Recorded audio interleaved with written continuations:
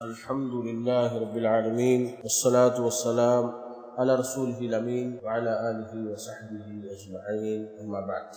محترم حضرات، پردہ نشین خواتین اسلام، جیسا کہ آج آخری تاخرات ہے رمضان المبارک کی، تو اللہ رب العالمین کا ارشاد ہے وَلِتُكْمِلُوا الْعِدَّةَ وَلِتُكَبِّرُوا اللَّهَ عَلَى مَا هَدَاكُمْ وَلَعَلَّكُمْ تَشْكُرُونَ۔ ارشاد ہوا کہ تم اس گنتی کو پوری کرو اور اللہ کی تکبیرات بلند کرو کہ اس نے تمہیں ہدایت دی اور تاکہ تم شکر بجا لاؤ۔ تو رمضان کے ایام مکمل ہونے پر اللہ رب العالمین ایک حکم دے رہا ہے، وہ یہ کہ اللہ کی تکبیرات کو بلند کیا جائے۔ اور مکمل ہونے کا مطلب یہ ہے کہ جیسے ہی شوال کا چاند نظر آ جائے، یعنی کہ کل مغرب بعد چاند نظر آ سکتا ہے، تو حکم یہ دیا جا رہا ہے کہ چاند نظر آتے ہی تکبیرات، اللہ اکبر اللہ اکبر، لا الہ الا اللہ واللہ اکبر وللہ الحمد۔ تو چاند دیکھتے ہی تکبیرات شروع کر دینی چاہیے۔ تو یہ عید الفطر کے موقع پر یعنی رمضان کے بعد اس طرح بیان کیا گیا، جبکہ عید الاضحیٰ کے موقع پر تکبیرات 9 تاریخ سے ہی شروع کر دی جاتی ہے، 9 ذی الحجہ، 10، 11، 12، 13، 5 دن۔ دوسرا فرق یہ ہے کہ یہ جو تکبیرات شوال کا چاند دے کر شروع کرنا ہے، کب تک کرنا ہے؟ عید کی نماز قائم ہونے تک، یعنی کہ آپ گھر سے جاتے ہوئے بھی تکبیرات کہیں گے لیکن واپسی میں نہیں کہیں گے، نماز تک ہی تکبیرات کا وقت ہے، نماز ہونے کے بعد اس کے بعد تکبیرات بولنا نہیں ہے۔ جبکہ عید الاضحیٰ میں نماز سے واپسی میں بھی بولنا ہے، کیونکہ 10، 11، 12، 13 تو وہاں پر 5 دن بولنا ہے، یہاں پر مختصر وقت ہے، تو وقت آپ کو بیان کیا گیا تکبیرات کا۔ یہ شکرانے کے طور پہ تکبیرات بلند کرنا ہے کہ اللہ رب العالمین نے ایک مہینہ اتنا بونس ٹائم ہمیں جو دیا ہے، جو نیکیوں کا موسم بہار تھا، اس کے شکرانے پر ہم تکبیرات بلند کرتے ہیں۔ اور دوسری چیز کہ جو یہ سمجھا جاتا ہے کہ عید کی جو رات ہے وہ یوم الجزا ہے، تو یہ غلط کانسیپٹ ہے اور اس رات کی کوئی فضیلت احادیث میں وارد نہیں ہے۔ اور پھر رات کے اندر کچھ اہم عبادتیں اس طرح کا بھی واقعہ نہیں ہے، مغرب عشاء پڑھنا ہے بس کافی ہے، اور جو قیام اللیل کی جو عادت ہے وہ ہمیشہ رہنی چاہیے، برقرار رہنی چاہیے۔ اب دیکھیے دوسرا جو مسئلہ ہے وہ یہ ہے کہ عید کی نماز جو ہم پڑھتے ہیں اس کا طریقہ کیا ہے، اس کے آداب کیا ہے۔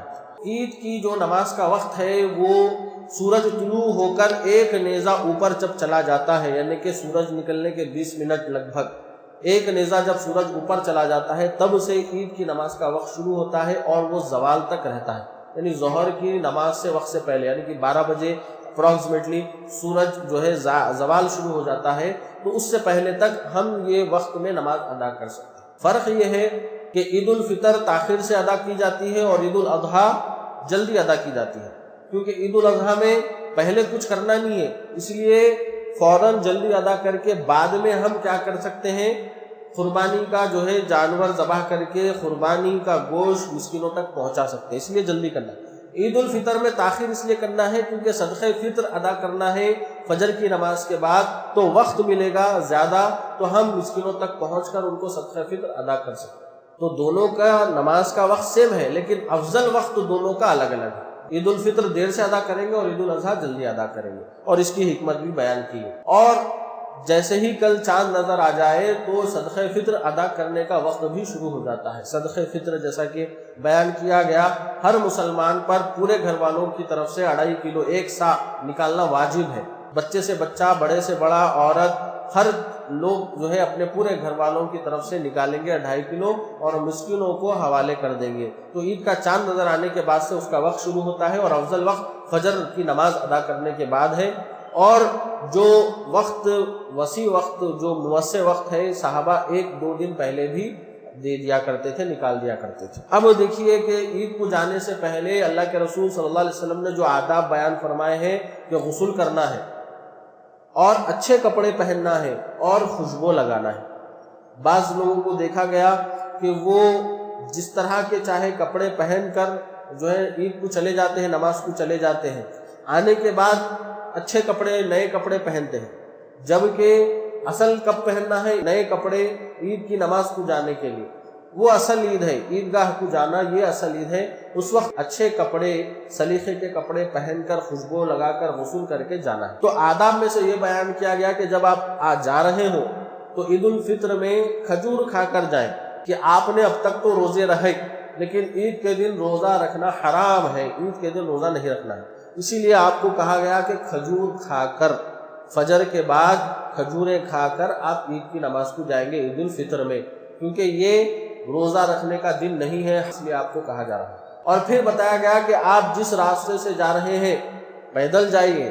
پیدل جانا افضل ہے، اور یہ کب ممکن ہے؟ جب ہمارے بستی کے کارنر پر عیدگاہ ہو تو یہ ممکن ہے، اگر عیدگاہ بہت دور ہو تو پھر سواری کا بھی استعمال کر سکتے ہیں۔ دوسرا ادب یہ بیان کیا گیا کہ آپ ایک راستے سے جا کر واپس دوسرے راستے سے ہو، تو اس کی کئی حکمتیں بیان کی گئی کہ مومنوں کی تعداد کی کثرت پتہ چلے اور زیادہ سے زیادہ جو ہے زمین گواہ بنے، اور دیگر حکمتیں اس کے اندر پوشیدہ ہیں۔ پھر آپ یہ تمام آداب کو اختیار کرتے ہوئے پوروں کو گھر کے پورے افراد کو، یعنی کہ جو خواتین ہیں ان کو بھی عیدگاہ کو لے کے جانا ہے۔ تو نماز عید کہاں پڑھنا ہے؟ مسجدوں میں نہیں بلکہ عیدگاہ میں نماز پڑھنا ہے، اور صرف عذر شرعی کی بنیاد پر ہی مسجد میں پڑھ سکتے ہیں، یعنی کہ بارش ہو جائے اور ہم باہر عیدگاہوں میں نماز نہیں پڑھ سکتے ہیں تو عذر شرعی کی وجہ سے ہی مسجد میں عید کی نماز پڑھی جائے۔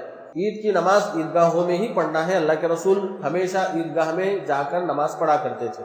اور پھر عید کی نماز عورتوں کو بھی لے جانا ہے، اور اللہ کے رسول نے یہاں تک فرمایا کہ تم میں سے جو حیض والی ہے وہ بھی عیدگاہ کو آئے، لیکن وہ نماز نہیں پڑھے گی لیکن مومن کی دعاؤں میں شریک رہیں گی۔ تو وہاں اجتماعی دعا جو ہوتی ہے خطبے کے آخر میں، تو ان دعاؤں میں وہ شریک رہیں، اس لیے اللہ کے رسول صلی اللہ علیہ وسلم نے ان کو بھی بلایا۔ اب دیکھیے، حیض والی عورتیں مسجد میں نہیں آ سکتی لیکن عیدگاہ میں جا سکتی ہیں، تو عیدگاہ میں رکھنے کا ایک حکمت یہ ہے کہ وہاں پر ہر طرح کی عورت پہنچ سکتی ہے۔ حیض والی عورتیں بھی پہنچیں گی اور دور بیٹھیں گی اور نماز کے بعد جو خطبہ ہے سنیں گی اور جو دعائیں ہیں اس میں شریک رہیں گی۔ تو پورے گھر والوں کو، گھر کی خواتین کو اور بچوں کو، سب کو لے کر جانا ہے، وہی اصل عید ہے۔ اور پھر بتایا گیا کہ عید کی جو نماز ہے کیسے ادا کریں۔ یہ تو آپ عیدگاہ کو پہنچ گئے یہ آداب کے ساتھ، اب وہاں پہنچ کر کرنا کیا ہے؟ وہاں پر صرف 2 رکعت پڑھیں گے آپ، نہ اس سے پہلے کوئی سنت ہے نہ اس کے بعد کوئی سنت ہے، صرف 2 رکعت عیدگاہ میں پڑھی جانی چاہیے۔ لیکن دیکھا کیا گیا کہ بعض لوگ وہاں پر آ کر فجر کی نماز پڑھتے ہیں۔ بھائی کوئی نماز پڑھنا نہیں ہے، ارے بھائی یہ تو واجب نماز ہے، فجر کی نماز میں پڑھ رہا ہوں۔ لیکن دیکھیے کہ فجر کی نماز کا وقت کیا ہے؟ سورج نکلنے سے پہلے ہے اس کا وقت، اور عیدگاہ میں سورج نکلنے کے بعد آ کر فجر کی نماز پڑھتے ہیں، تو یہ کتنی بیوقوفی کی بات ہے۔ تو عیدگاہ میں کوئی نماز پڑھنا نہیں ہے۔ تو ابھی ایک رمضان ختم ہوا اور آپ کو ٹریننگ دی گئی کہ سحری میں اٹھنا ہے، وقت سے پہلے تیار ہو کے نماز وقت پر باجماعت ادا کرنا ہے فجر کی، اور دوسرے ہی دن آپ کیا کر رہے ہیں؟ یہ جو چاند رات ہے جاگ کر شاپنگ کر کے اور فجر مس کر دیتے ہیں، اور عید کے وقت اٹھ کے عیدگاہ میں جا کے نماز پڑھ رہے ہیں فجر کی۔ تو یہ اتنا بڑا فرض جو ہے آپ سے چھوٹ گیا ہے، تو یہ بہت بڑے گناہ کی بات ہے، بڑی بازپرس کی بات ہے، اور ایک سوالیہ نشان ہے کہ ہم 1 مہینہ کیا سیکھے تھا، کیا تربیت حاصل کی۔ اس کے بعد جب ہم وہاں پر 2 رکعت جو نماز ہم پڑھتے ہیں عید کی نماز 2 رکعت، اس کا طریقہ یہ ہے کہ 12 زائد تکبیرات کے ساتھ ہم وہ نماز ادا کریں گے۔ 12 زائد تکبیرات اس طرح کہ تکبیر تحریمہ کے بعد ہم ثنا بھی پڑھیں، اس کے بعد جو ہے 7 زائد تکبیرات کہیں۔ تکبیرات اللہ اکبر، اللہ اکبر، اللہ اکبر، اللہ اکبر، اللہ اکبر، اللہ اکبر، اللہ اکبر، یہ تکبیرات ہیں۔ اس کے بعد اعوذ باللہ بسم اللہ کے ساتھ جو قرات ہے سورہ فاتحہ اور ضمی سورہ میں اللہ کے رسول جو ہے سورہ اعلیٰ پہلی رکعت میں اور دوسری رکعت میں سورہ غاشیہ پڑھتے تھے۔ تو یہ پورا جیسا نماز پڑھتے ہیں رکوع سجدہ، جب دوسری رکعت میں اللہ اکبر کہہ کر جب اٹھتے ہیں سجدے سے دوسری رکعت میں، پھر قرات شروع کرنے سے پہلے پھر 5 بار اللہ اکبر، اللہ اکبر، اللہ اکبر، اللہ اکبر، اللہ اکبر، اس طرح 5 زائد تکبیرات آپ کہہ کر پھر قرات شروع کریں گے، اور پھر جیسی باقی کی نماز ہے رکوع سجدہ تشہد میں بیٹھیں گے اور جو دعائیں ہیں پڑھ کے سلام پھیریں گے۔ تو نماز ایسی ہے، صرف زائد چیز کیا ہے اس میں؟ 12 تکبیرات زائد ہے، اس طرح نماز ہو جائے گی۔ اب نماز جس کو نہ ملی ہو اور وہ نماز ہونے کے بعد عیدگاہ میں پہنچے تو اس کو چاہیے کہ 2 رکعت نماز اس طریقے سے جو ابھی بیان کی گئی اس طرح پڑھ لے، لیکن جماعت کے ساتھ ہی پڑھنا ہے اصل میں تو، لیکن پھر بھی کسی کی مجبوری عذر کی وجہ سے اگر کوئی آخر میں پہنچ رہا ہے تو وہ 2 رکعت پڑھ لے گا، اگر ایک ہی رکعت ملی تو 1 رکعت پھر سے ٹھہر کر پوری کمپلیٹ کر لے گا۔ اور پھر نماز ہونے کے بعد دوسری چیز آتی ہے خطبہ۔ تو خطبہ جو عید کا ہے وہ نماز کے بعد خطبہ ہے۔ تو خطبہ اور جمعے کا خطبہ میں فرق یہ ہے کہ جمعے کا خطبہ ممبر پر دیا جاتا ہے اور عید کا خطبہ زمین پر ٹھہر کر بغیر ممبر کے دیا جاتا ہے۔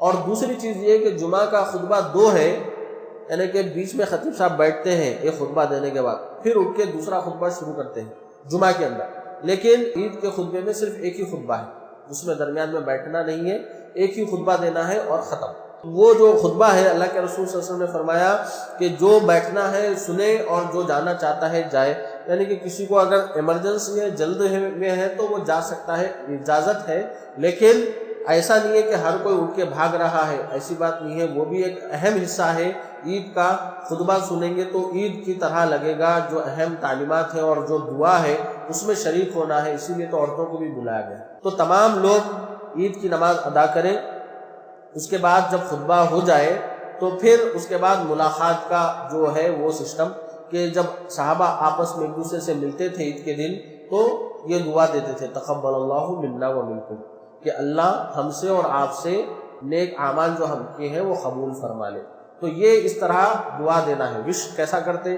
السلام علیکم پہلے کہنا ہے، ہاتھ ملانا ہے کہ یہ ہاتھ ملانا بھی ثواب کا کام ہے، اور اس کے بعد گلے بھی مل سکتے ہیں، گلے ملنا ہے، آپ 1 ملیے یا 3 ملیے، گلے مل سکتے ہیں۔ اس کے بعد آپ یہ دعا بھی ساتھ میں کہنا تقبل اللہ منا و منکم۔ تو آپ جواب میں بھی آمین کہہ سکتے ہیں یا جواب میں تقبل اللہ منا و منکم بھی کہہ سکتے ہیں۔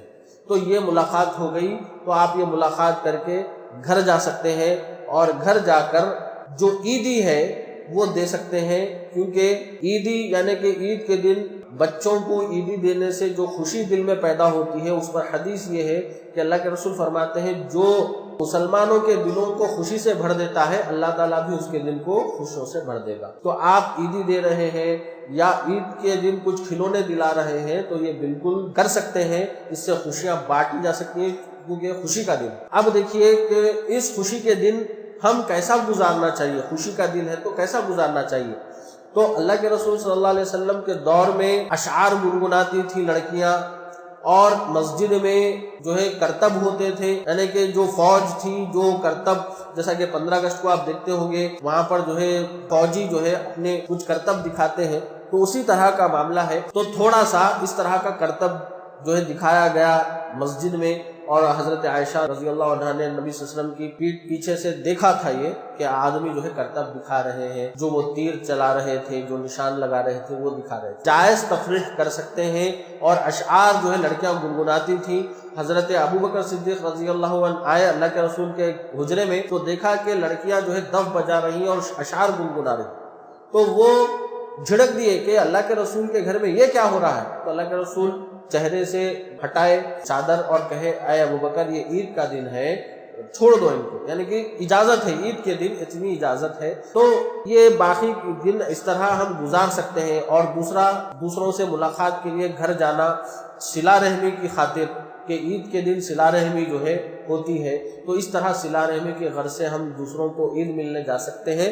لیکن دوسروں کو پریشان کرنا کہ داماد جا کر سسر سے کہہ رہا ہے کہ مجھے اتنے 1000 عیدی دو، یہ جو ڈیمانڈ کرنا ہے یہ غلط ہے۔ تو اب خوشی سے اگر کوئی بچوں کو دیتا ہے تو الگ بات ہے، اب داماد خود اگر اپنے ضعیف سسرال والوں کو اگر کچھ گفٹ لکھ جا کر دیتا ہے، پھول دیتا ہے یا کچھ کپڑے دیتا ہے تو اور اچھی بات ہے۔ ایسا ضروری نہیں ہے کہ ساس سسر ہی جو ہے داماد کو عیدی دے ہزاروں روپے کی، بلکہ جو ہے داماد خود جو ہے عیدی دے سکتا ہے سسرال والوں کو۔ تو یہ جو بوجھ بننا ہے یا دوسروں کو پریشان کرنا ہے عید کے دن اور ڈیمانڈ کرنا ہے، یہ غلط طریقہ ہے۔ دوسروں کو بھی خوش کرنے کا موقع دیجیے، ہر ایک دوسرے کو خوش کر سکتے ہیں۔ تو یہ چند آداب تھے اس سے متعلق۔